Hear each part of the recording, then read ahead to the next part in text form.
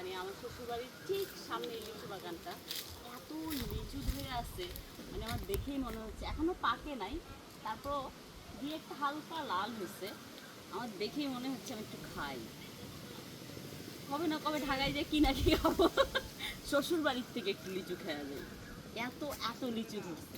তারপর এখানে আমি একটা জিনিস দেখলাম, একদম প্রপার গ্রাম তো, তো এখানে আম কাঁঠাল এমনভাবে ধরছে, দেখেন পাকে নাই, তারপরে হলো লিচুতে হলো ইয়া মানে টেস্টটা কিরকম আসে জানি না, দেখি।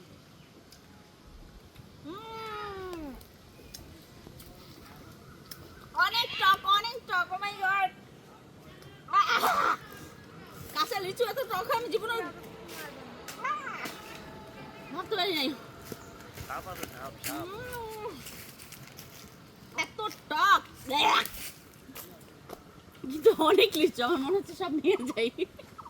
Bye bye.